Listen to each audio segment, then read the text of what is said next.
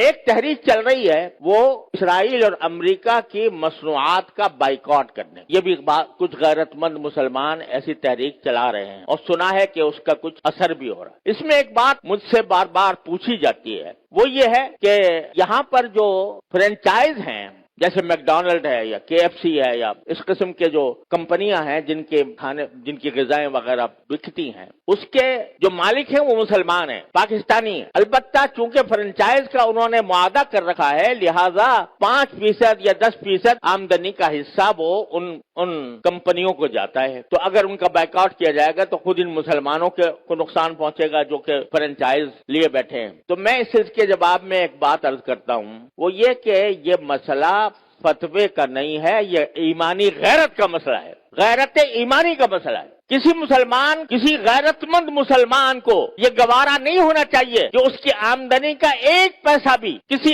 ایسے شخص کو پہنچے جو اسرائیل کو مدد دے رہا ہے۔ یہ انسان کی ایمانی غیرت کا تقاضا ہے۔ یہ کہنا کہ بھئی 5% جاتا ہے، اب 95% تو ہم کھاتے ہیں۔ ارے بھائی 95% آپ کھا چکے، بہت الحمدللہ، کافی آپ نے نفع بنا لیا۔ اب آپ یہ تو کر سکتے ہو کہ اس فرنچائز کو ختم کر کے اپنا کاروبار شروع کر دو۔ اگر اس کو ختم کر کے اپنا کاروبار شروع کرو گے تو ذرا تھوڑا سا پتہ تو چلے گا ان کو کہ یہ جو ہم دنیا بھر کے اندر ہم اپنی مصنوعات چلا رہے ہیں، دنیا بھر میں ہمارا سکہ چل رہا ہے، اس کا کچھ اثر تو ہوگا۔ یہ کہنا کہ 5% جا رہا ہے ان کو اور ہم نے 5% جا کے کیا اس میں کیا فرق پڑے گا؟ آپ ذرا یہ سوچو کہ اگر کوئی میری آمدنی کا 50% نہیں 1% کسی ایسے شخص کو پہنچ رہا ہو جو میرے باپ کے قتل کی سازش کر رہا ہے، گوارا کرو گے کہ میری آمدنی کا 1% ایسے شخص کو دیا جا رہا ہے جو میرے باپ کے قتل کی سازش کر رہا ہے یا میرے قتل کی سازش کر رہا ہے؟ تو اب یہاں اس کو 1% اور 2% اور 5% سے ناپو گے۔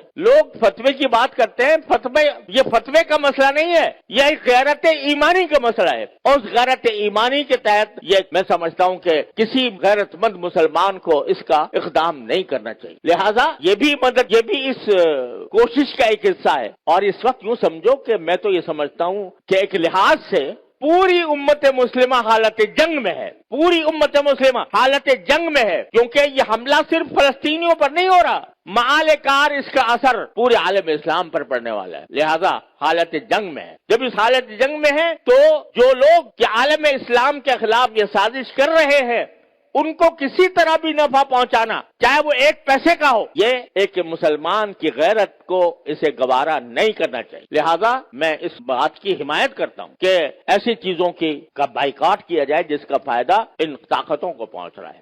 تو اپنی سی کوشش کرو، اللہ تعالیٰ سے دعا جاری رکھو، کوئی وقت خالی نہ جائے جس میں اللہ تعالیٰ سے نہ مانگا جا رہا ہو، اور پھر اللہ کے فیصلے پر راضی رہو۔ پھر جو اللہ کا فیصلہ ہے وہی برحق ہے، وہ ہماری خواہش کے مطابق ہو تو برحق ہے، ہماری خواہش کے خلاف ہو تو برحق ہے۔ تو بس یہ ہے پریشانی کا علاج۔ اللہ تبارک و تعالیٰ اپنے فضل و کرم سے ہم سب کو اس پر عمل کی توفیق عطا فرمائے۔ وآخر دعوانا الحمدللہ رب العالمین۔